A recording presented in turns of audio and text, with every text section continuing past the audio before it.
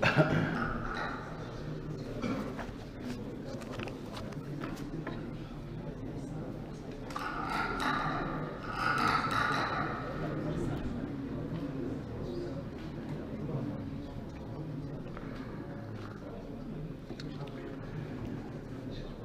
لله ثم الحمد لله. الحمد لله حمدا يوافي نعمه ويكافئ مزيده. يا ربنا لك الحمد كما ينبغي لجلال وجهك ولعظيم سلطانك. سبحانك اللهم لا أحصي ثناء عليك أنت كما أثنيت على نفسك. وأشهد أن لا إله إلا الله وحده لا شريك له، وأشهد أن سيدنا ونبينا وحبيبنا محمدًا عبده ورسوله وصفيه وخليله، صلى الله عليه وعلى آله وأصحابه وأزواجه وذرياته وعلى من سار على سنته إلى يوم الدين، آمين. فاللهم صل وسلم وبارك عليه. يا أيها الذين آمنوا اتقوا الله حق تقاته ولا تموتن إلا وأنتم مسلمون.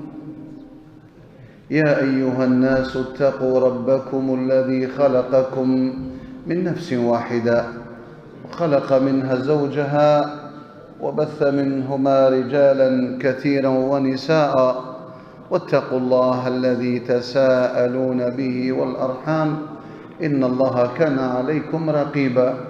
يا أيها الذين آمنوا اتقوا الله وقولوا قولا سديدا يصلح لكم أعمالكم ويغفر لكم ذنوبكم، ومن يطع الله ورسوله فقد فاز فوزا عظيما. اللهم اجعلنا من الفائزين.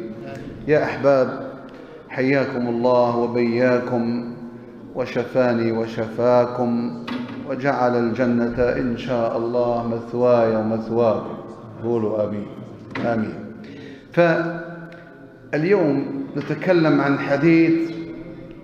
هذا الحديث رواه البخاري وأبو داود واللفظ للبخاري. فقبل أن نتكلم عن هذا الحديث، فحديث يشرح حديث. On va parler de hadith, on va comprendre de hadith, une compréhension énorme que les compagnons ils n'ont pas compris quand le prophète sallallahu alayhi wa sallam il veut les faire al-wisal, il veut les jeûner 3 jours consécutifs. أراد أن يواصل ونهى رسول الله عن الوصال. نعم. فأبو هريرة رضي الله عنه وأرضاه وجعل. Parlez doucement barakallahu fikum, les frères derrière, parlez doucement. Allah yjazikum. Parlez doucement, jazakumullahu khair. Celui donc sinon vous sortez de la mosquée. Allah yjazikum. Donc il dit Abu Huraira radiyallahu ta'ala anhu, écoutez, c'est important. يقول قال رسول الله صلى الله عليه وسلم. Écoutez le hadith, c'est très important. Ça nous concerne maintenant. Celui qui veut savoir le jeûne du Ramadan, est-ce que son jeûne il sera valable ou pas valable, parmi ce hadith authentique de Bukhari. فالنبي عليه الصلاة والسلام يقول من لم يدع قول الزور والعمل به والجهل فليس لله حاجة في أن يدع طعامه وشرابه. هذا حديث خطير. حديث لو يفهم المسلم ويتمعن ويفهم هذا الحديث يعمل كل المجهود لكي لا يقع في العمل بالزور والقول الزور والجهل. Le prophète nous a dit dans ce hadith, celui qui ne délaisse pas le mensonge, c'est-à-dire ou le faux témoignage, l'amal الزور, c'est-à-dire les péchés, les interdits, et le jahl qui fait du mal aux gens au mois du Ramadan, Allah subhanahu wa ta'ala il n'accepte pas son jeûne. نعم حديث صريح يقول فليس لله حاجة في أن يدع طعامه وشرابه. هذا الحديث رواه من قلنا؟ البخاري، رواه البخاري وأبو داود واللفظ للبخاري. طيب بمناسبة هذا الحديث pour comprendre ce hadith il y a un hadith qui est venu avant ce hadith. حديث il est avant ce hadith قبل هذا الحديث. من لم يدع طعامه يعني من لم يترك قول الزور. قول الزور شنو هو؟ الكذب، الغيبة، النميمة، الغش، الظلم، الاعتداء على الناس، أكل حقوق الناس.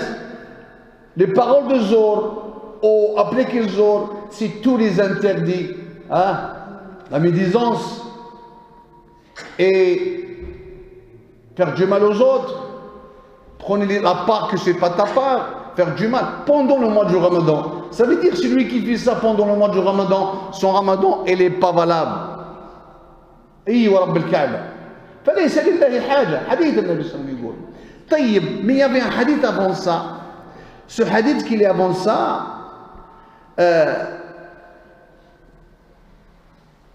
قال أبو هريرة في الحديث أن النبي عليه الصلاة والسلام نهى عن الوصال. قبل ما يأتي هذا الحديث, avant que le prophète il a dit ce hadith, il a interdit aux musulmans, aux compagnons de jeûner 3 jours consécutifs. يعني الوصال. النبي صلى الله عليه وسلم كان يصوم لما تغرب الشمس لا يفطر. يواصل إلى اليوم الذي يليه. Le prophète صلى الله عليه وسلم dans c'est privé, c'est uniquement pour le prophète. هذه خاصة بالرسول. كان يصوم ولكن لا يفطر في المغرب. كان يأتي ينتظر اليوم الثاني حتى تغرب الشمس ثم يفطر. أو يوم الثالث. donc هذا اسمه إيش؟ الوصال. الوصال. Il continue le prophète sallam, il attache une journée par deuxième journée et il ne mange pas. فالصحابة الله يرضى عليهم قولوا أمين compagnons que Dieu soit satisfait d'eux أرادوا أن يستنوا به وأرادوا أن يقلدوه. Le prophète, les compagnons voulaient faire comme lui فنهاهم الرسول قال لا تفعلوا أنا لست كأحدكم أنا لست كأحدكم. Moi je suis pas comme vous. إنما يطعمني ويسقيني الله. C'est Allah qui me donne à manger, il me donne à boire. Ne faites pas comme moi. الصحابة قالوا لا يا رسول الله نحن نستطيع ونريد الأجر نريد الخير on veut gagner laisse-nous faire comme toi. ألحوا. Ils ont insisté. ألحوا في ذلك. طيب الرسول يقول لا تواصلوا وهم يقولون إيش؟ نواصل. Le prophète il a dit il ne faut pas faire ça. Il ne faut pas attacher. Il ne faut pas faire 2-3 jours consécutifs. Moi je suis un prophète. C'est Allah qui me donne à manger. C'est Allah qui me donne à boire. أنا لست كأحدكم إنما يطعمني حياك الله ويسقيني الله. الصحابة قالوا لا يا رسول الله دعنا نفعل مثلك. On veut faire comme toi. On veut faire comme toi pour gagner l'ajr. طيب. الصحابة يقول الراوي أرادوا أن يستنوا به. Il a dit, celui qui a rapporté le hadith, les compagnons, ils voulaient faire comme lui. طيب. قال ايش فعل بهم النبي صلى الله عليه وسلم؟ قال لهم تريدون ذلك؟ هو اللي صار. تعالوا معي، venez avec moi. حبيتوا تواصلوا؟ أيوة واصلوا معي. Viens je vous montre comment. تبعوا. وهو لا يريد ذلك il veut pas faire ça mais أراد أن يؤدبهم il veut lui donner une leçon فوصل بهم يوما كاملا. Le prophète il y avait le coucher de soleil il voulait pas manger comme venez vous mangez pas. Alors ils ont pas mangé jusqu'à lendemain. نعم. واليوم إذا أطلق يشمل الوجبتين. لما نقول الليل له وجبتين عنده إلى 2 repas. Une journée il y a 2 repas. كاين الليل والنهار هكذا وجبتين. طيب ثم زادهم يوما، أصبحت شحال؟ 48 ساعة، يومين 2 jours 48 heures. سبحان الله 48 heures ils n'ont pas mangé. C'est eux qui veulent ça. النبي صلى الله عليه وسلم قال لنا لا نديروا، قال لا نديروا كيما on fait comme toi.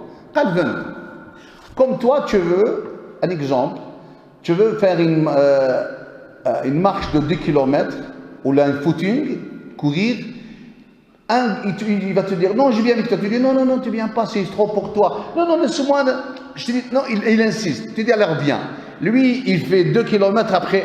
Le cerveau, il dit ça y est. Non, non, tu m'as dit tu continues. Tu m'as dit tu peux. Continue avec moi. Le prophète, il a ramené avec lui les compagnons 2 jours. Le 3e jour, اليوم الثالث بان هلال شوال العيد. C'était le jour de l'Aïd, ou l'Aïd, là, il y a juste الصيام فيه. Donc, 3e jour, c'était le شوال. نعم. فلما رأى هلال شوال قال المؤلف انتهى الصيام. ما في صيام، في صيام في شوال ما نصوم، on ne gêne pas. تعرف. طيب. فقال لهم qu'est-ce qu'il a dit le prophète؟ لو لم نرى الهلال لوصلت بكم يوما آخر. Allahu Akbar. Si on n'a pas vu la lune, je vous ramène au 3e jour. نعم. لماذا قال هذا؟ Pourquoi il a dit ça le prophète؟ قال هذا لو لم أرى الهلال يعني العيد لوصلت بكم يوما آخر. Si c'était pas l'Aïd, je vous ramène faire 3e jour consécutif. هذا أسلوب، c'est une méthode تجديد من أجل أن يتوبوا ولا يكرروا عليه هذه المسألة. C'est une méthode, Allah, le prophète il a forcé pour comme ça, il demande plus, il pose plus de questions quand il s'agit quelque chose qui ne concerne que le prophète صلى الله عليه وسلم. هذه خاصة الوصال به عليه الصلاة والسلام.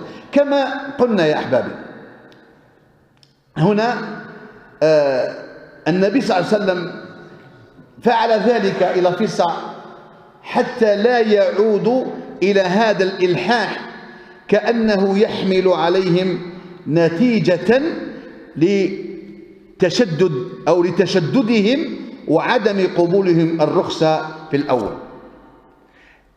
أراد أن يعطيهم درس. هم تشدوا.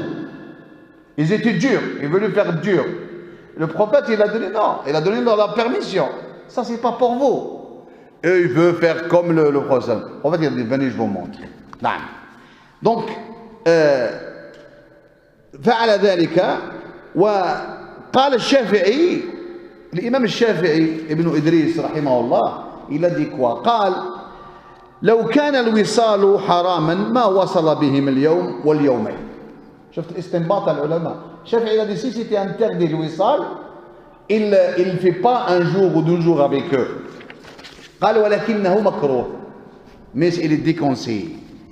لأنه لا يجوز التنكيل بمحرم. On n'a pas le droit de faire quelque chose حرام. لكن إلى هنا عرفنا بأنه مكروه. هكذا قال الشافعي. Maintenant on a su que c'est déconseillé. وأنه جائز في حق من يستطيع. Donc celui qui peut عند الشافعي il a dit جائز celui qui peut. طيب إذن لا ينبغي لإنسان أن تأتيه الرخصة في الإسلام ويرفضها أو يرفضها وهو في حاجة إليها. زيادة رغبة في الخير. قبولك في الرخصة رغبة في الخير إلا إذا لم يكن هناك مشقة وكان أمرا عاديا وكان إتباعا للأصل. طيب l'islam quand il te donne une permission رخصة tu dois l'accepter, tu dois le prendre cette permission, sauf si la personne, par exemple comme on a parlé au voyage, tu peux jeûner, tu peux résister malgré que tu as la permission dans ta poche, la permission de ne pas jeûner, mais si tu jeûnes il n'y a pas de problème. D'accord? C'est quoi la permission que tu as dans ta poche? Le verset coranique فَمَنْ كَانَ مِنْكُمْ مَرِيضًا أَوْ عَلَى سَفَرٍ فَعِدَّةٌ Donc la permission que tu as dans ta poche, le verset coranique, quiconque qui se trouve en voyage malade, qui compte d'autres jours. Donc ta permission est dans ta poche. Mais si tu veux jeûner, tu jeûnes, il n'y a pas de problème. Personne qui te dit mange, mais personne qui te dit jeûne non plus. طيب. Donc les compagnons, ils veulent faire comme le prophète sallam de jeûner 3 jours consécutifs ou 12 jours. هذا اسمه قلنا نبيل الوصال. الوصال. نعم. طيب. قال لك النبي عليه الصلاة والسلام فعل بهم ذلك تأديبا كما يقال. شوف الحكمة. Il a donné une leçon aux compagnons, comme on dit, regarde toi avec ton enfant, avec tes enfants, quand on te donne l'éducation, de temps en temps il faut être dur un petit peu, parce qu'en vérité quand tu es dur de temps en temps, en vérité tu es clément avec eux. لما تكون قاسي في بعض الأحيان أنت راك ترحم. regarde qu'est-ce qu'il a dit الشاعر يقال قسى ليزدجروا ومن يكو حازما فليقسوا أحيانا على من يرحموا. أعيدها كلمة طيبة هذه. قسى ليزدجروا ومن يكو حازما فليقسوا أحيانا على من يرحموا. يعني il est devenu dur pour eux. En vérité c'est une rahma. Toi ton fils quand il est malade et tu veux absolument qu'il fait la piqûre, lui il ne veut pas faire la piqûre, mais est-ce que cette piqûre elle le fait du bien pour lui ou pas à l'avenir? C'est vrai, après il sera en bonne santé, mais lui ce moment-là il n'aime pas et tu détestes, il n'aime pas la piqûre, et toi ce moment-là tu es en train de donner rahma ou tu es en train de lui faire du mal? En vérité ar-rahma. Et le prophète sallam il a fait comme ça.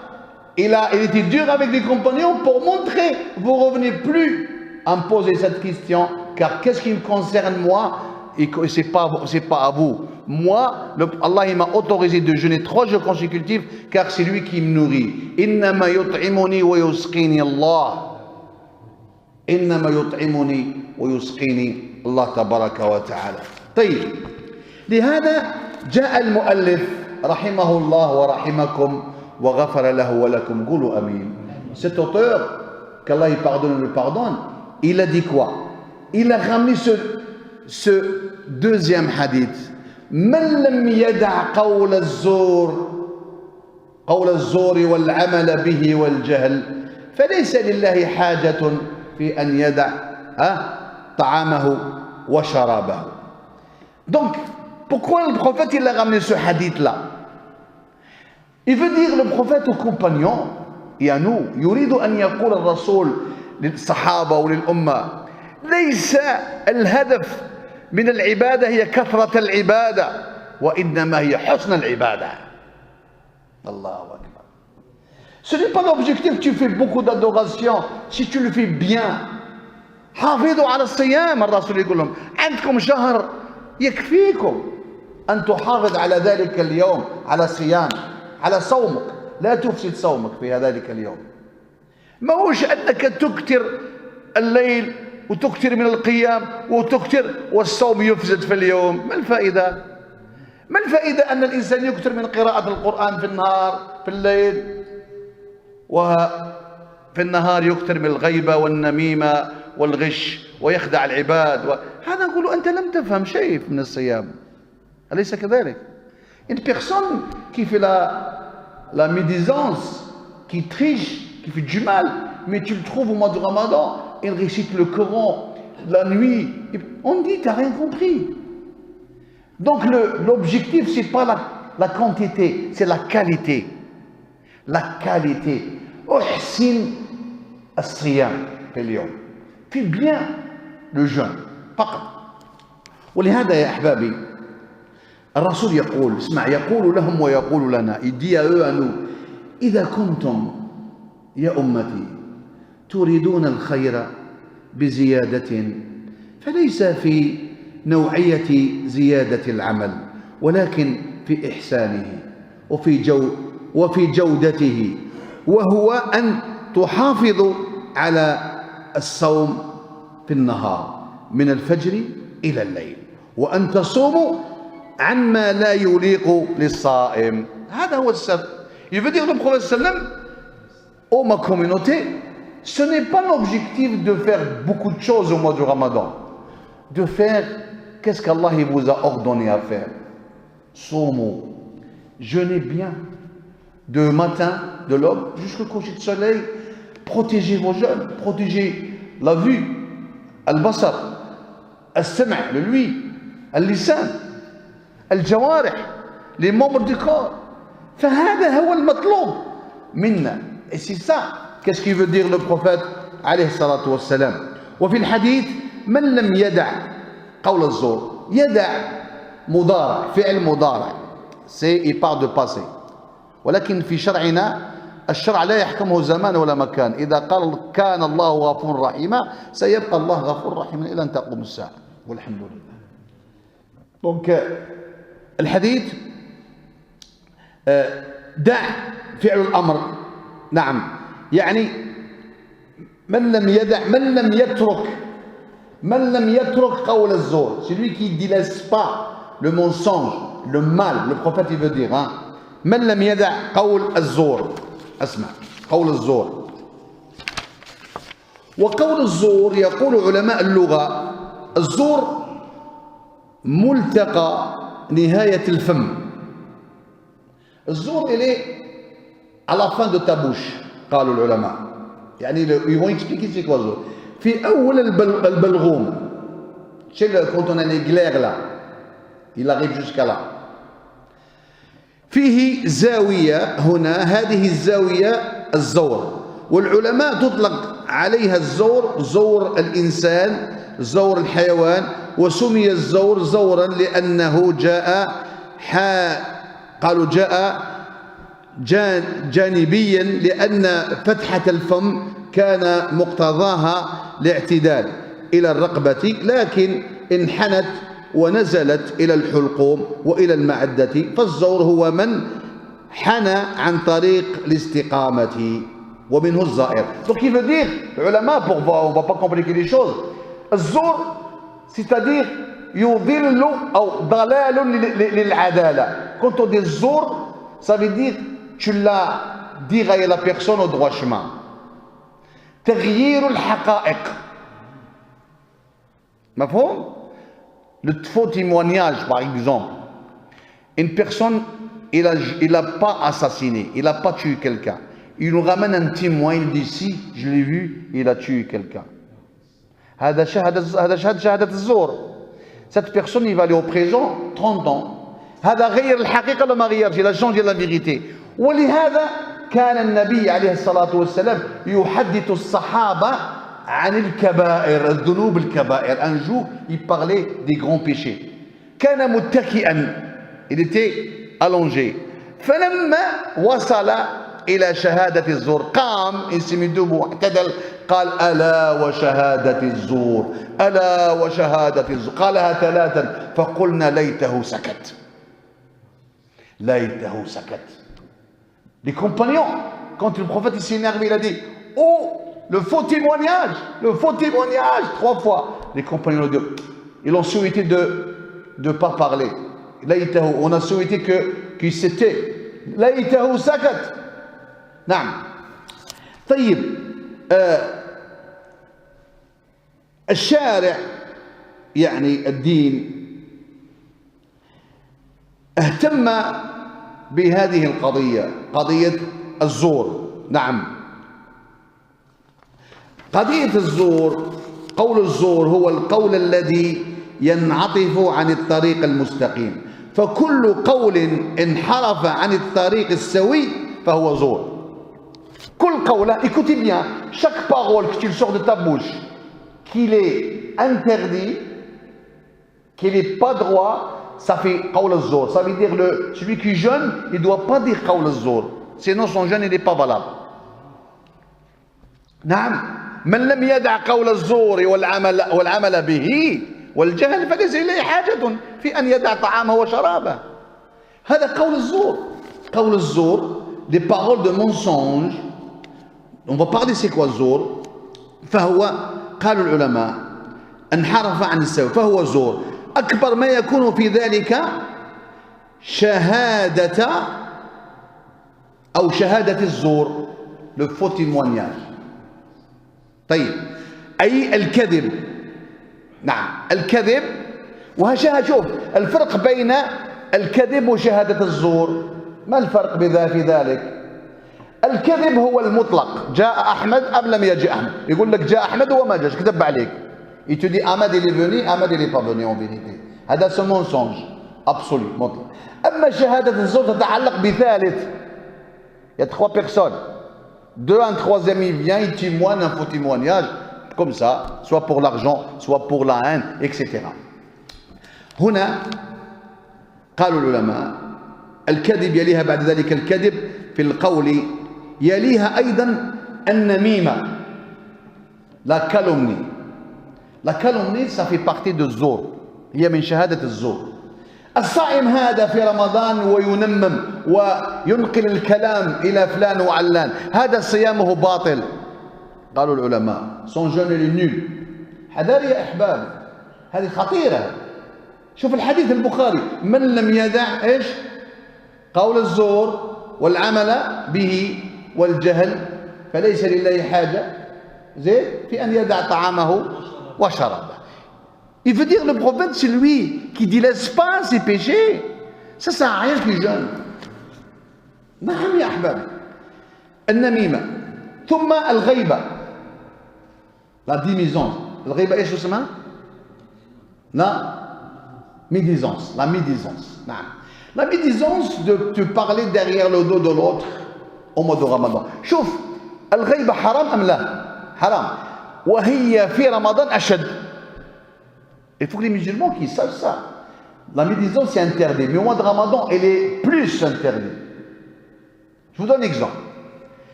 يقول الله تعالى في الحديث القدسي أبغض الغني المتكبر والفقير المتكبر أشد. في حديث. Le prophète, Allah nous a dit dans un hadith, je déteste le riche orgueilleux, mais le pauvre orgueilleux plus. هذا غني متكبر، تكبر لأنه أطغاه الغنى. قلنا il est riche, il est orgueilleux, on dit parce qu'il est riche, voilà. Mais un pauvre il est orgueilleux، هو ما عندوش عشاء تاع الليلة ويتكبر، هذا خبيث النفس. خبيث هذا، صح أم لا؟ Un pauvre, il est orgueilleux, il n'a pas trouvé qu'est-ce qu'il a mangé, il montre aux autres, je suis mieux que vous, il marche comme ça les épaules, il ne parle pas avec les gens. On dit, toi, tu es nul, tu es mauvais. L'autre, il est riche, il est orgueilleux, parce que il est riche. إن الإنسان لا يطغى أن رآه إيش؟ استغنى. L'homme, il déborde quand il devient riche. ثم يقول وإني أبغض الشاب الزاني والشيخ الزاني أشد. حديث. Je déteste un jeune qui fait l'adultère, mais le vieux qui fait l'adultère plus. تجده يمشي بعكاستين، 2 cannes, il va faire l'adultère. هذا خبيث هذا. أيضا. خبيث النفس هذا. Il marche avec 2 cannes, il fait l'adultère. Un jeune, on dit un jeune, 20 ans, الشيطان غره. Mais, vous voyez, ولهذا الذنب في رمضان أشد. Le péché au mois de Ramadan, elle est grave. Elle est grave de faire un péché en Ramadan. نعم. طيب الغيبة. التنابز بالألقاب. Là on va parler. Regardez التنابز بالألقاب. نعم. Il y a un frère qui arrive là. ما شاء الله. اللهم صل على سيدنا محمد. صلوا على رسول الله. Regardez pour les frères, pour pas rater les paroles du prophète sallallahu alayhi wa sallam, c'est très important.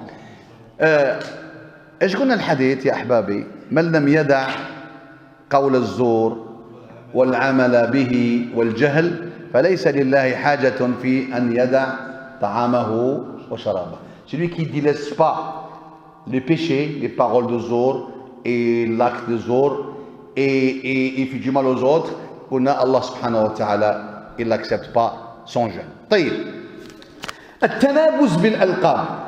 ما معنى التنابز بالألقاب؟ les surnoms. Par exemple, les gens qui se moquent des autres. Il dit, ah, il est venu l'éléphant. Un frère, il arrive, il dit que c'est l'éléphant, ou déjà l'éléphant, déjà le fil. Ou là, déjà avec slogi. Le slogi, il est venu. Il y en a qui disent ça au mois de Ramadan, un slogi. Mais c'est un peu. Est-ce que. هذا قول الزور أم لا؟ هذا زور ولا ماشي زور؟ Est-ce qu'en vrai c'est un slogi, en vrai? Et ce n'est pas un slogi. Ça c'est un humain. Lui il dit il est venu à ce slogi au mois de Ramadan. هذا ربي قال ولا تنابزوا بالألقاب. التنابز باش بالألقاب. كل هذه أقوال الزور يا أحباب. C'est des paroles de الزور ما يجوز لها. لأن التنابز بالألقاب يسيء إلى صاحب اللقب كان هذا زورا قول زور. Moi je m'appelle Nasser. Quelqu'un qui m'appelle, il dit qu'il est venu, je ne sais pas quoi, l'éléphant. Ou là il est venu le tigre. Moi j'aime pas quelqu'un qui me dit tigre. Moi je m'appelle pas tigre. Un exemple là. Tu imagines? Donc c'est très important de comprendre le hadith. Comme ça, on jeûne correctement et Allah subhanahu wa ta'ala, il va nous donner des bonnes actions, Inch'Allah, au mois de Ramadan. لهذا قال لأنه مغاير للطريق الذي يحبه أو يرضاه صاحب اللقب. فقول الزور هو كل قول جانب الحق وكما أشرنا أعلاها شهادة الزور. نعم. Donc, قول الزور, tout qu'est-ce qui change la vérité, c'est des paroles de زور. نعم. طيب. قال العلماء يكفي في قول الزور أو فعل الزور في تقبيحها أنه تغير الحقائق وتقلب الأمور وتبطل الحق وتحق الباطل. شهادة الزور تبطل الحق وتحق الباطل وتضل العدالة à l'égard de la justice. Subhanallah. C'est très important. Et des fois, nous les musulmans, on rentre dans ce piège. Quand deux ils parlent entre eux, un troisième qui arrive, troisième il ne sait même pas qu'est-ce qu'il. Il dit, ah, Abdelkader, tu étais là? Il dit, oui, c'est vrai, j'étais là. Oh, il n'était même pas là. Il dit, juste pour le faire plaisir. Deux ils parlent, il arrive à Abdelkader, le Nasser. Il dit, ah, Nasser, tu te rappelles? Oui, c'est vrai, oui, il était, oui. Juste pour parler, pour le faire plaisir. Oui, c'est vrai. Subhanallah, هذا ما يجوز. Il faut faire attention. Parce que toi tu ne sais pas, tu le dis comme ça. ولهذا قال العلماء أن الزور يبطل الحق ويحق الباطل وتضلل العدالة ومن هنا اهتم لها صلى الله عليه وآله وسلم. نعم اهتم. Il a pris l'importance de parler de ça. من لم يدع قول الزور والعمل به والجهل. وش هو الجهل؟ هذاك اللي يجهل على الناس يحب يضرب الناس ويتعدى على الناس. Il veut frapper les gens, il veut montrer qu'il est plus fort au Ramadan. هذا son Ramadan il est nul. باطل هذا غير تقول له روح تاكل. Ton jeûne il est pas valable. لماذا تصوم انت باش تفرعن على الناس؟ Tu jeûnes pour te faire du mal aux gens? Non. Subhanallah. C'est quoi le but du jeûne? إن سبه أحد أو قاتل فليقل إيش؟ إني امرئ صائم. Le prophète a dit si quelqu'un t'insulte, quelqu'un veut se bagarrer avec toi, tu lui dis quoi? Je jeûne. Tu ne réponds pas. أنت صائم لله. Donc regardez là الحديث. كذلك الكذب يعني فرق بين الكذب والصدق كما بين الظلام والنور. La différence entre le mensonge et la vérité, c'est comme la nuit et le jour. نعم. طيب.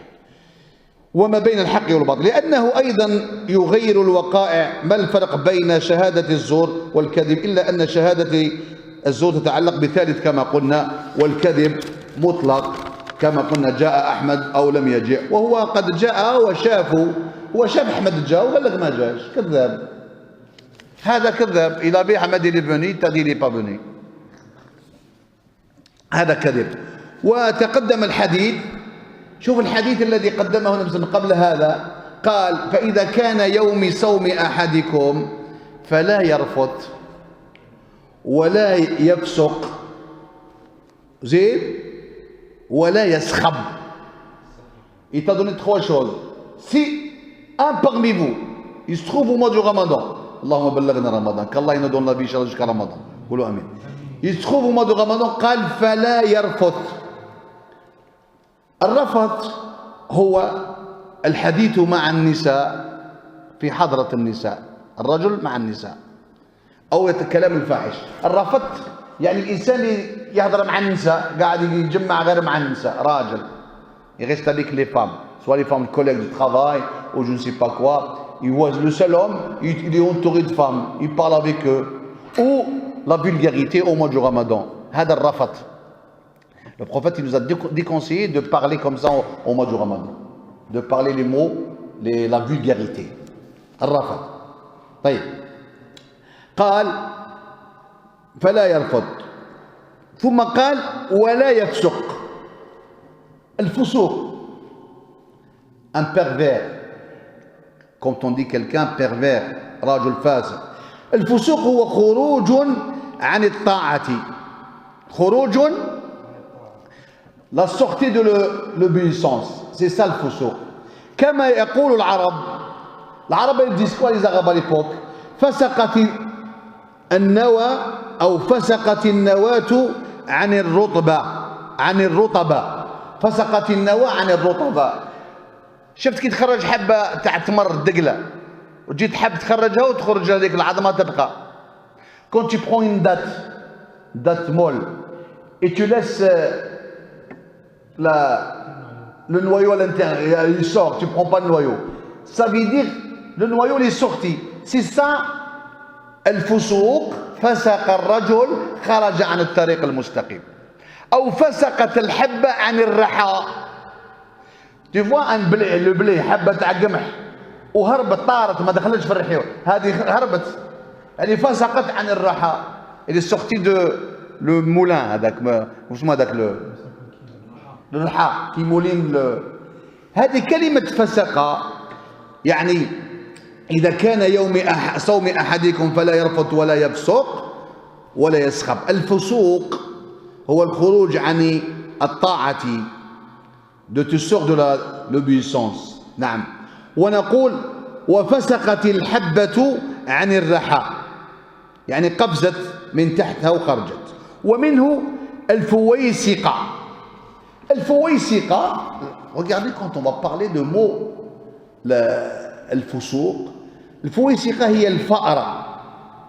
الفأرة une souris. La souris. العربي s'appelle الفويسقة. سموها الفويسقة لأنها تخرج في الخفاء ليلا وتفسد على الناس بيوتهم. La souris à l'époque qu'ils avaient كان عندهم هذاك الكانكي هذاك بكري العرب.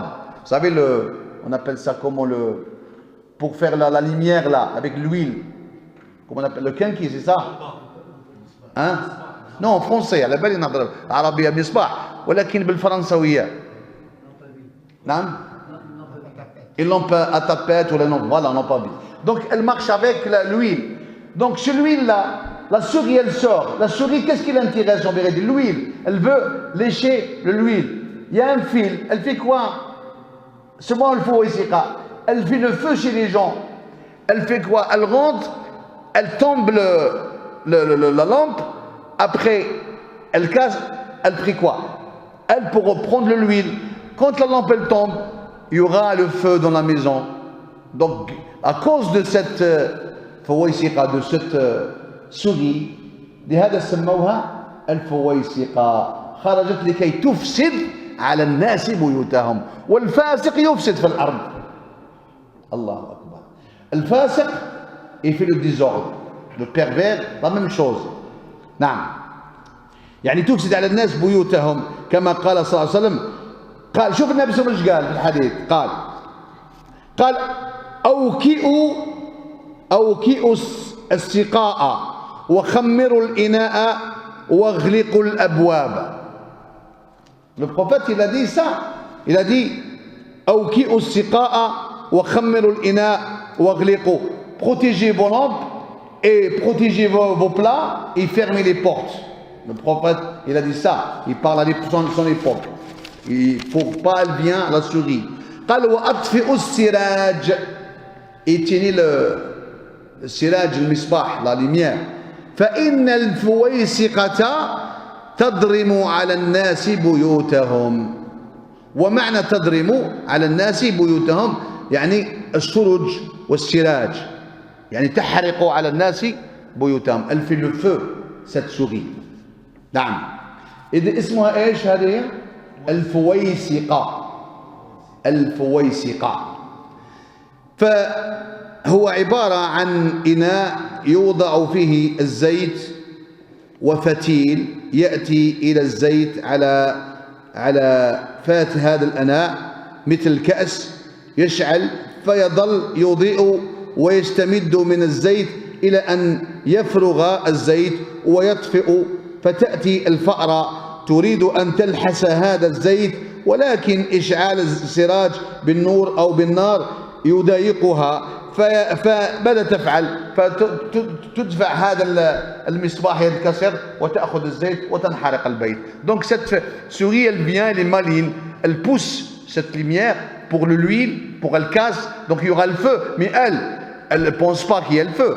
Qu'est-ce qui l'intéresse de cette souris pour lécher l'huile, et après il y aura le feu dans la maison. إذن هذه الفويسقة يعني فاسقة خرجت وأفسدت على الناس بيوتهم. نعم.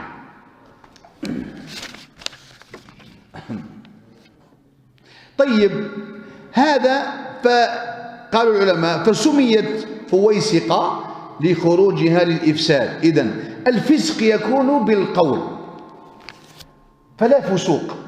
حتى في الحج قال الله تعالى فمن فرض فينا الحج فلا فسوق ولا جدال في الحج. الفسوق، الفسوق قالوا العلماء يكون بالقول بما يغير الحق، أو يكون بالعين بالنظر إلى ما لا يحل له. العين، الإنسان صائم ينظر إلى الحرام، هذا فسوق. Il regarde un haram interdit, il jeûne، هذا فسوق، هذا فسق. نعم لا يحل له.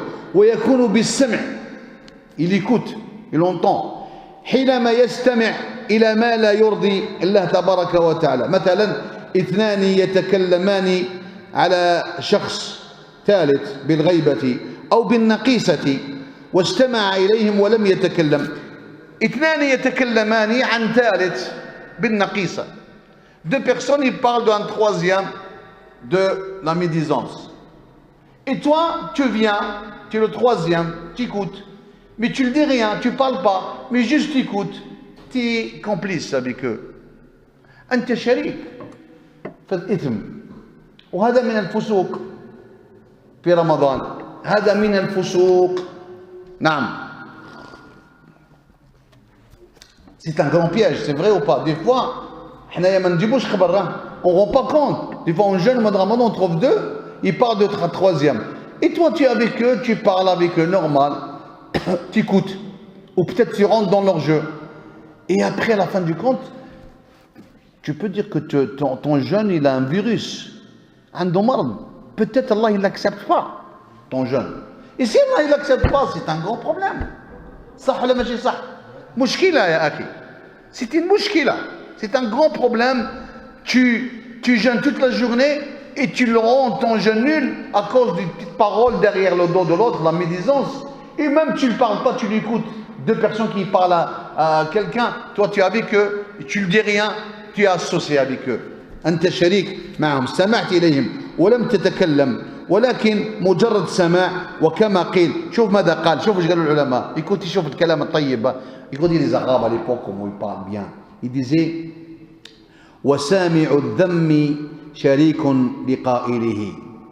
وسامع الذم شريك لقائله. Et celui qui l'entend, le mal, elle est associée, elle est complice à celui qui l'a parlé.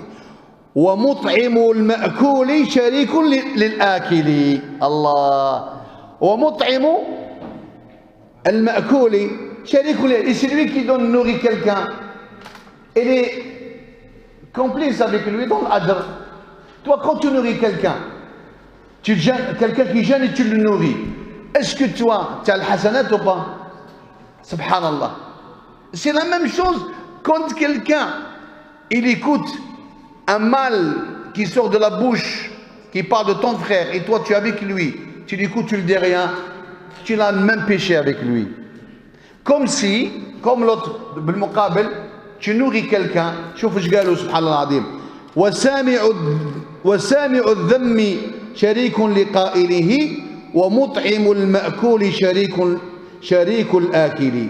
فإذا تسمع إنسان لاثنين أو جماعة يتكلمون على شخص في عرضه بالنميمة أو بذم أو بنقيصة هو لم يشارك في الحديث ولكنه يستمع بالسماع دون أن ينكر عليهم فهو مشارك معهم. ولا حول ولا قوة إلا بالله. Donc une personne, il écoute un groupe. Même Allah, il y en a dans les mosquées, mais juste dans cette mosquée. Beaucoup de mosquées aujourd'hui, la médisance dans la mosquée. Trouve deux personnes, il part de troisième. Ou قاعد في الجماعة ou يقطع. Il est en train de manchar, il est en train de couper les... Mais il n'a rien compris cette personne. Il est dans la maison de Dieu. Il est en train de faire ça. Il est en train de manger un cadavre vivant. أيحب أحدكم أن يأكل لحم أخيه ميتا فكرهتموه. Le prophète, Allah il nous a proposé un exemple. Vous voulez manger un cadavre? Vous avez vu quelqu'un qui mange un mort, qu'il est mort 3 jours. Tu prends toi un couteau, tu mets un peu de mayonnaise et tu le manges. C'est la même chose. نفس الشيء. أيحب أحدكم أن يأكل لحم أخيه ميتا فكرهتموه.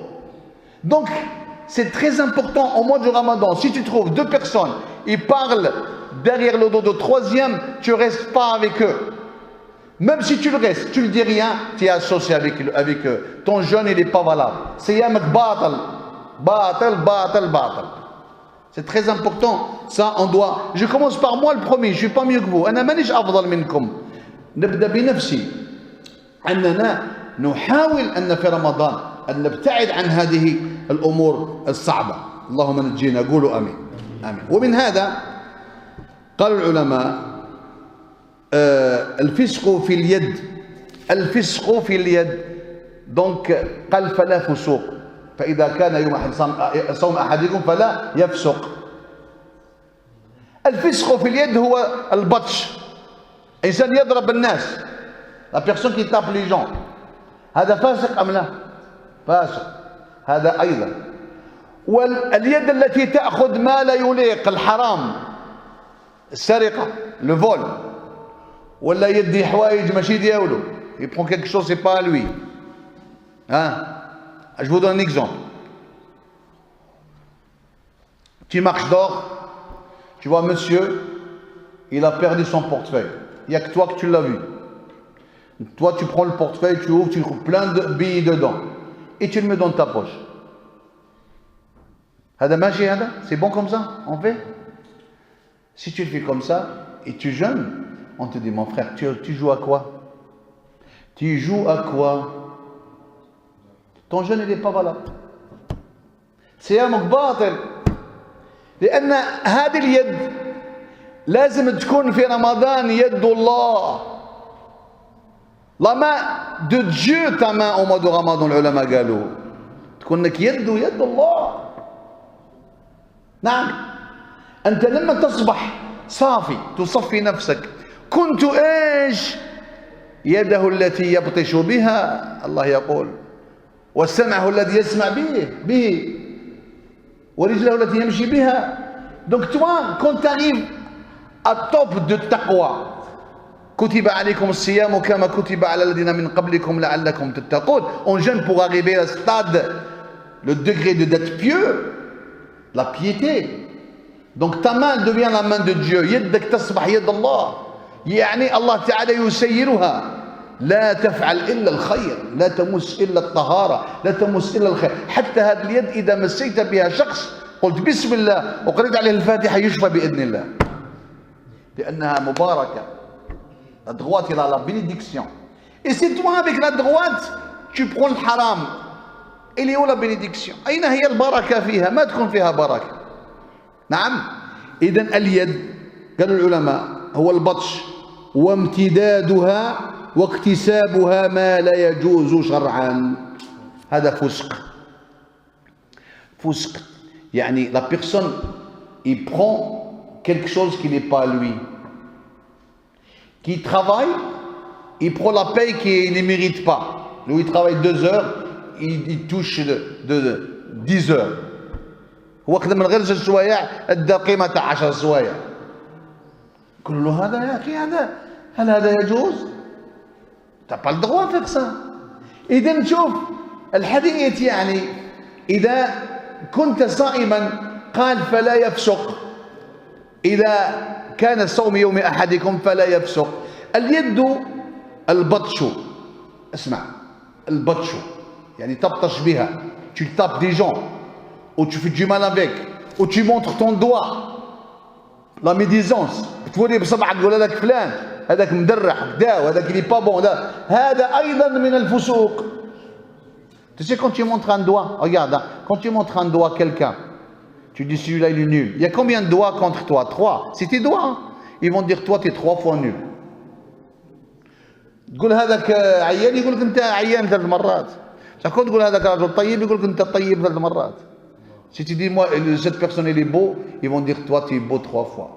Intelligent 3 fois. Tu vois tu montres avec ton doigt. هذه أيضا من الفسوق. وكذلك بالقدم. Au mois de Ramadan, tes pieds, رجليك وين راح يديوك؟ Tes jambes ils vont te ramener où? Ils vont te ramener où tes jambes? Est-ce qu'ils vont te ramener dans les mosquées, au travail? Ou là faire la queue toute la journée à la zlabia? Toute la journée au boucher, comme ils font nos frères musulmans. Toute la journée, vous allez voir le mois de Ramadan. Le mois de Ramadan maintenant, il faut qu'on va acheter toute la viande, yani. On va courir derrière notre ventre. Toute l'année on mange. Vous êtes d'accord avec moi? Mais il y en a certains, au mois du Ramadan, ils vont faire la queue, ils délaissent la prière, ils délaissent le dhikr, ils vont acheter toute la nourriture. Ils croient que c'est ça l'objectif du mois du Ramadan. Ce n'est pas ça l'objectif. Ce n'est pas ça l'objectif, chers frères. C'est très important. هنا القدم حينما يسعى إلى أمر منهي أو منهي عنه محرم فكل هذا من أنواع الفسق والجوارح التي يكون طريقها ما لم قال النبي صلى الله عليه وسلم من لم يدع قول الزور والعمل به. والعمل بالزور يشمل كل عمل منهي عنه لأن الزور باطلا وكل عمل منهي عنه فهو باطل. الإنسان يبدأ مثلا في المعاملة في بيته. Tout ce qu'il a interdit l'islam, c'est un zor باطل. أولا في بيته مع أهله. On commence par la maison. Est-ce que je suis juste avec mes enfants, avec ma famille? C'est très important. Est-ce que je ne suis pas injuste? أنا نظلم أم لا أظلم؟ هل أنا أذكرهم بالله؟ Est-ce que je rappelle mes enfants, ma femme, ma famille, je le rappelle d'Allah? Ou je dis rien du tout? Ou je ferme ma bouche? Ou je vois le haram, je me tais? Ou je vois mes enfants qui font le haram? اسكت. هذا زور أيضا. هذا زور. أنت لم تنجي أهلك يا أيها الذين آمنوا قوا أنفسكم وأهليكم إيش؟ نارا. Sauvez-vous et vos familles du feu de l'enfer demain au jugement dernier. إذن هذا أيضا من الزور إذا لم قالوا العلماء لم يفي بالحق أو كانت معاشرة فيها نوع من التعالي. نوع من التعالي أن الرجل يتكبر على أولاده. Il y a certains hommes qui est orgueilleux chez lui. Quand il rentre chez lui, il croit que c'est lui le meilleur, c'est lui le chef. Il n'a rien compris. Il n'a rien compris. Tu es un chef de quoi? Chef de quoi, mon frère? D'équipe? Tu n'es pas un chef. Il n'y a rien de chef ici. Tu es responsable. Tu es un papa. Donc tu dois sauver ta famille. Sauver ta famille par ton bon comportement. Sauver ta famille par d'être sérieux devant eux quand il s'agit de salat. Tu rigoles pas quand il s'agit de la salat. Tu le montres que c'est salat. قالت عائشة رضي الله عنها كان رسول الله صلى الله عليه وسلم يهرجنا. Le prophète il nous fait le clown. حتى إذا جاءت الصلاة كأنه لا يعرفنا. Allah. Quand il s'agit de la prière, on dirait qu'ils ne connaissent pas le prophète. كان يتقلب وجهه النبي صلى الله عليه وسلم. لما تقيم الصلاة خلاص on ne se connaît pas. إذن المعاشرة بالمعروف في رمضان لها قيمة ولها دور عظيم. Le fait de se comporter bien avec nos femmes, avec nos familles, elle a un rôle extraordinaire au mois du Ramadan. نعم. إذا لم يفي بالحق أو كانت معاشرة فيها نوع من التعالي أو نوع من الغش أو la tricherie. كاين اللي يغش مع الأهل يتغش. Soit la femme ou l'homme, c'est très important. من غشنا فليس منا. Celui qui nous triche, qui nous arnaque, il n'est pas parmi nous, le prophète il a dit. كاين حديثين كاين من غشنا فليس منا ومن غش فليس منا. Deux hadiths. يعني اللي غش المسلمين ليس من المسلمين. Celui qui arnaque les musulmans, il n'est pas parmi les musulmans. Et celui qui arnaque les gens, il n'est pas musulman aussi. قال رسول الله صلى الله عليه وسلم لأنس ابن مالك يا أنس إن قدرت si tu peux ألا تجعل في قلبك غش لأحد فافعل فإن ذلك من سنتي ومن أحيا سنتي فقد أحبني ومن أحبني كان معي في الجنة رواه الترمذي. سبحان الله. Il a dit à Anas, si tu peux pas faire la tricherie dans ton cœur à personne, fais-le, car ça c'est ma sunna. Et c'est lui qui donne l'avis de ma sunna, imam. Et celui qui imam, il sera avec moi au paradis demain au jugement dernier. Hadith rapporté par l'imam al-Tirmidhi. Pourquoi il a dit si tu peux ne pas faire la tricherie? Parce que on triche tous. Il n'y en a pas un qui peut. Il dit que je ne triche pas. ولكن il y a des degrés, il y a des درجات. مفهوم هذا؟ إذن والخيانة فكل ذلك عمل بالزور. إذا خرج إلى السوق مثلا وتعامل يكون هناك المعاملات المنهية عنها وأعلاها الربا. Celui qui va, par exemple, dans les pays musulmans, ou je ne sais pas où, il fait la tricherie dans les marchés.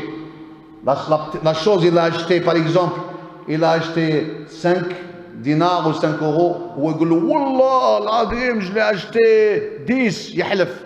Voilà, pour gagner. Il jeûne. On dit cette personne, tu n'as rien compris. Hada ghashaj. Cette personne, aïdan, naam, riba, les intérêts. Il va voir quelqu'un qui dit, mon frère, tu sais, le mois de Ramadan, c'est la difficulté. Je parle au bled, ou je ne sais pas où, là, ici. Est-ce que tu peux me prêter 1000 euros après l'Aïd? Je te le rends. Tu n'as pas de problème, je te prête 1000 euros, mais tu me rends 1500. C'est des riba ou la ماشي riba? Riba. هو ما عندوش الأصل. Lui, la base de 1000, il n'a pas 1000. Comment tu veux te rendre 1000 et 1500? هذا ما يجوز هذا في شرعنا. ما يجوز. On n'a pas le droit. ثم التدليس الغش فالصانع في صنعته الأجير في عمله إذا لم ينصح ولم يؤدي الواجب عليه في ذلك فهو عامل بالزور ولا يقبل الله تعالى صيامه والذين رب سواه. Celui qui triche, tu ramènes un maçon, il te fait une maison, toi tu le payes. Et lui, il te fait un mur, dans 6 mois il va se casser. Il sait qu'il va se casser, il te dit rien. Il veut que tu fais un bon travail, lui il t'a arnaqué. Cette personne, il jeûne. هذا التدليس يسموه التدليس. هذا صائم. هل هذا يتقبل منه الصيام؟ الله. Est-ce qu'Allah il accepte son jeûne, cette personne? لا لا لأن الله طيب لا يقبل إلا طيبا. Allah il est pur, il accepte les purs, il accepte les gens qui sont purifiés, les gens qui sont propres. هذا يسمى بالتدليس. نعم التدليس. نعم فهو عمل أو عامل بالزور أو يأخذ أجرا على غير ما عمل. Il prend une récompense qu'il ne mérite pas. يدي الأجر يدي la paye هذيك ما يستاهلهاش. Il ne mérite pas. ويقول لك أنا عرقت عليها تاعي.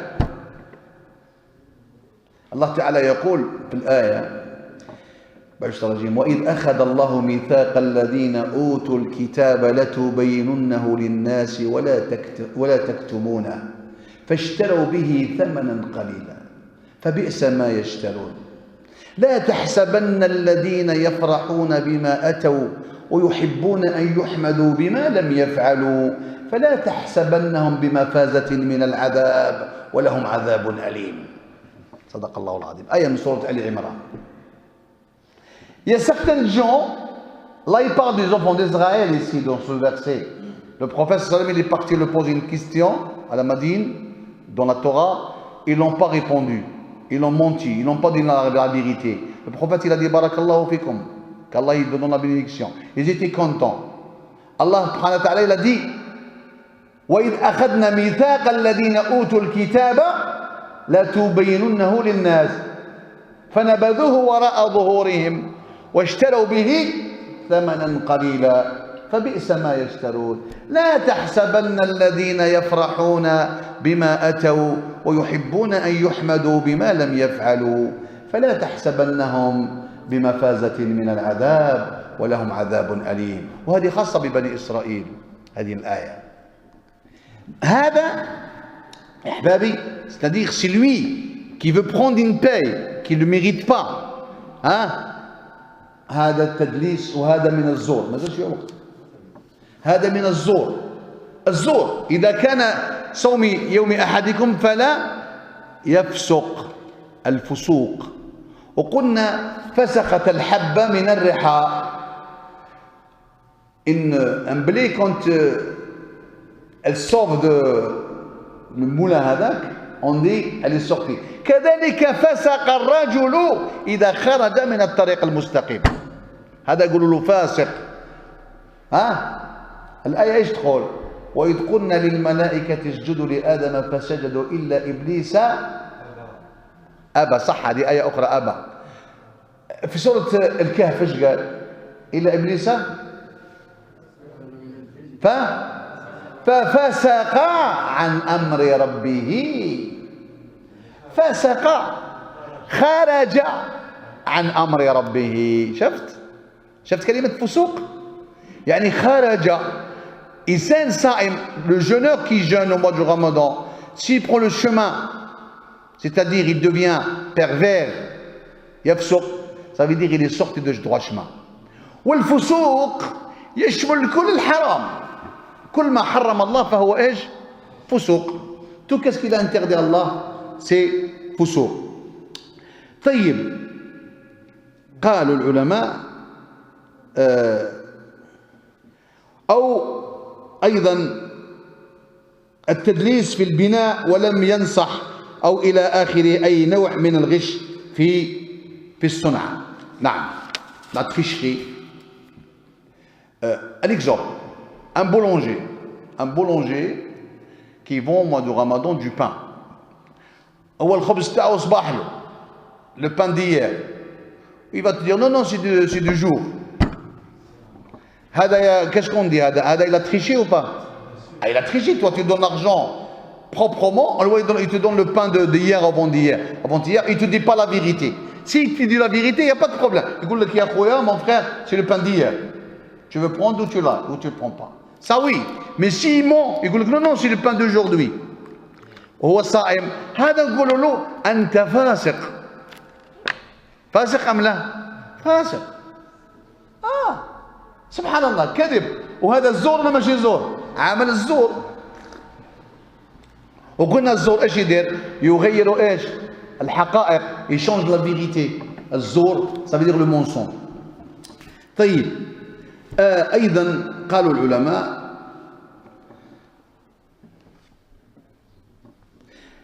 فهو عمل بالزور. اذا الحديث le prophète sallallahu alayhi wa sallam il veut nous dire quoi en vérité? Aux musulmans, faites attention de ne pas rendre nul vos jeûnes. ما تضيعوا صيامكم. يحث الصائم على أن يكون صومه كما قال بعض السلف عفيفا كريما، كما قال جابر رضي الله عنه: لا يصوم الإنسان حتى تصوم جوارحه، وصوم الجوارح هو أن تصوم العين عن المحرم، وإذا صادق كما ذكرنا في الفسق يعني هي أن تصوم العين عن التطلع إلى الحرام. سيدنا جابر يقول رضي الله عنه: le jeûne en vérité c'est le jeûne les membres du corps، يعني الجوارح تصوم. طيب قالوا أيضا هو أن تصوم العين عن المحرم، وإذا صادف كما ذكرنا في الفسق في هي أن تصوم العين عن التطلع إلى الحرام، وإذا صادف أمامه شيء فجأة غض البصر. Ça veut dire toi tu jeûnes au mois de Ramadan, أنت صائم et à un moment donné tu as vu le haram, c'est pas ta faute, tu changes vite la direction. نعم tu changes vite la direction, tu n'attends pas, sinon tu rentres dans le hadith. نعم الله الحديث شو يقول؟ لا الحديث في الحديث ذكرناه الأول ايش هو؟ ذكروا الحديث. Depuis tout à l'heure on est là. Le hadith le premier que je vous ai parlé. فليس لله من لم يدع قول الزور هذه لما تشوف انت الحرام هذا فيه زور، لأنه ممنوع عند الله تعالى وأنت أحللته وحللته، هذا زور. إذا الإنسان يحاول الأولى إليك والثانية عليك. La première fois, tu regardes la première fois, c'est pas interdit, mais vite fait. Mais tu restes pas la première fois une année. تريحش سنة كاملة في الأولى تقول هذه الأولى إلي. كاين la première يقول لك la première je suis pas compté, donc il reste la première une année comme ça. après il tourne. لا دور بالخف، دور على راسك، لأن أنت هنا كما كان النبي صلى الله عليه وسلم كان يذكر في واحد مرأتين، كان ابن عباس معاه. Il y avait Ibn Abbas, il y avait deux femmes, ils étaient des femmes à l'époque du Prophète sallallahu alayhi wa sallam. ابن عباس كان ينظر والنبي صلى الله عليه وسلم يغمض عين ابن عباس ويتكلم مع غمض له عينه. Il a caché les yeux d'Ibn Abbas. Le prophète il parlait avec la femme qui a posé la question. دخل عبد الله بن مكتوم المؤذن, celui qui fait l'appel. عبس وتولى. Il est rentré chez les femmes, ils ont resté, les femmes du prophète se regardaient. Le prophète sallam il a dit mais si vous regardez, ils ont dit oh monsieur Allah il est aveugle. قال mais vous êtes aveugle. Ils ont dit كلموا أنتم. قالوا mais si vous regardez, قالوا غضوا البصر. قالوا إنه أعمى يا رسول. قالوا أنتم. شفت الصائم هنا في رمضان أنه يحاول على فكرة juste entre parenthèses الله النبي صلى الله عليه وسلم يقول إذا أخذ الله لعبده حبيبتيه هما عينيه. Si Allah il met dans les épreuves une personne, il enlève des choses qu'il aime. حبيبتيه قال فليس له أجر إلا الجنة. حديث البخاري. Il n'aura que le paradis après, il n'aura pas d'autre chose. Pourquoi? قال لك حتى ولو ما يفعلش الخير، même s'il ne fait pas des bonnes actions, il fait que l'obligatoire, يصلي هذا إلى الجنة على طول لأنه رضي بقضاء الله. كان سعد بن أبي وقاص لما كبر في السن ابتلاه الله تعالى بحبيبتيه. سعد بن أبي وقاص الله il l'a mis dans les épreuves, il est devenu aveugle. Et Sa'd ibn Abi Waqqas, c'était le Khalil Nabi sallallahu alayhi wa sallam, c'était et il coule جاي من l'Amina, c'est la famille de la maman du prophète sallallahu alayhi wa sallam. نعم. فكان مستجاب الدعوة. Quand il invoque Allah, Allah il le donne ce qu'il veut. Il exauce son doigt. Ils ont dit à Saad, toi, ton doigt il est exaucé. Invoque Allah. Il va te rendre la vue. أدعو الله أن يرد عليك البصر. قال أخذ البصر مني مراد الله ورد البصر إلي مرادي وأنا أفضل مراد الله على مرادي لكي يمتعني غدا بالنظر إلى وجهه في الجنة. Il a dit, prends la vue, c'est Allah qui l'a voulu. Et il me rend la vue sur moi, que je veux. Moi, je veux qu'est-ce qu'il veut Allah. Comme ça, demain, au jugement dernier, il me laisse regarder son visage. Allah. Allahu Akbar. Allahu Akbar. La ilaha illallah. طيب إذن غض البصر ولم يتبع النظرة وكذلك إذا سمع أقوام يخوضون في حديث لا يرضي الله تبارك وتعالى أعرض عنهم حتى يخوضوا في حديث غيره. وإذا رأى جماعة يشتركون في عمل في رمضان في عمل قال أهل العلم سواء كان يعني جماعة أو الفرد أو الأمة أو من هذا القبيل قالوا العلماء فلا تجلس معهم. نعم. إذا رأيت si tu vois un groupe qui font du mal au mois de Ramadan, qui font quelque chose, tu ne restes pas avec eux comme ils disent. إذن je reviens sur le premier hadith et le deuxième hadith quand on fait la conclusion. النبي صلى الله عليه وسلم لما أراد أن يواصل في صيامه quand le prophète il veut faire le wisal, il jeûnait 3 jours consécutifs sans manger entre le Maghreb, les compagnons ils voulaient faire comme lui حبوا يواصلوا مثل النبي صلى الله عليه وسلم. فالنبي صلى الله عليه وسلم نهاهم عن ذلك قال لا أنتم أنا لست كأحدكم إنما يطعمني ويسقيني Allah qui me donne à manger. Sans manger, je mange. Mais Allah, il ne me donne pas le harira ou non, rien du tout. Mais je mange. Ça vient d'Allah. Les compagnons, ils veulent faire comme... Le prophète, il a fait quoi? Venez, je vous le montre.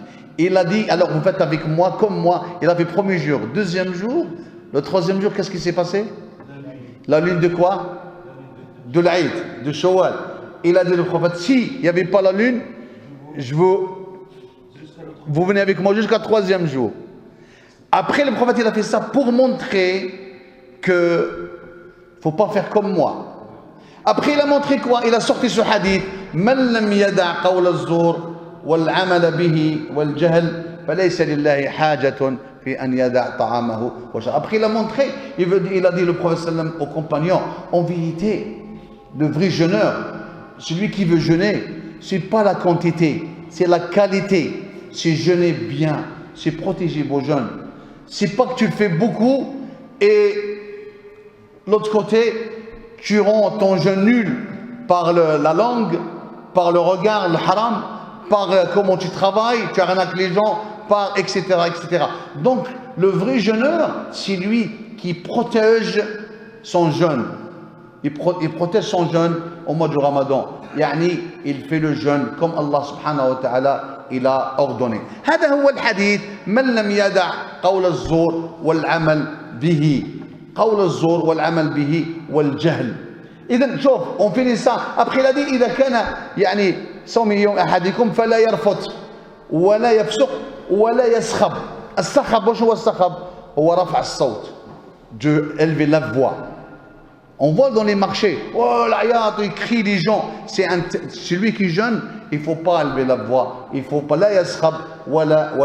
طيب يا إخواني, Inch'Allah, للحديث بقية. Le prochain cours, Inch'Allah, يوم الأربعاء, le mercredi, on va faire la suite. Après, au mois du Ramadan, on va faire les doros après l'Asr. On fait après, on ne fait pas.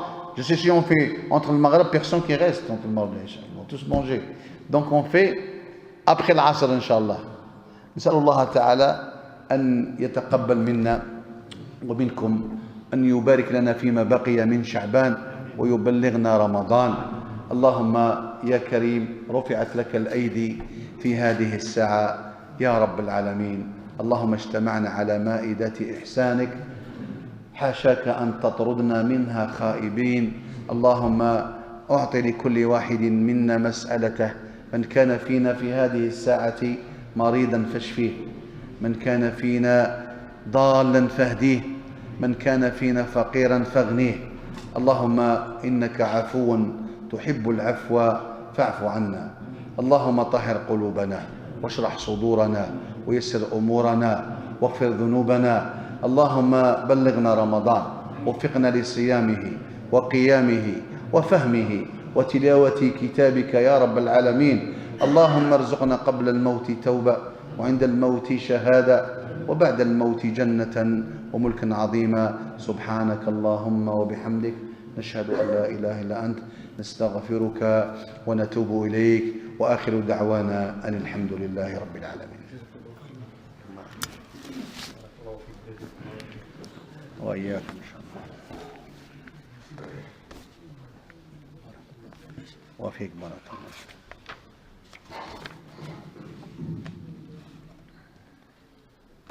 الله أكبر.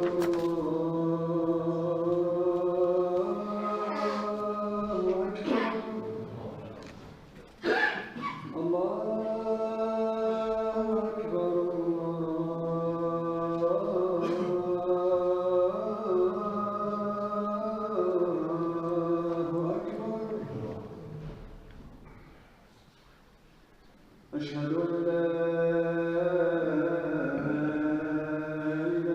إله إلا الله.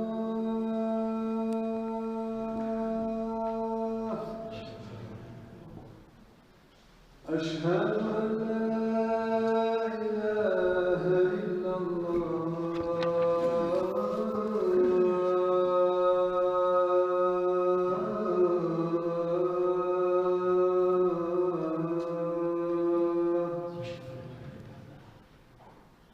أشهد أن محمدا رسول الله.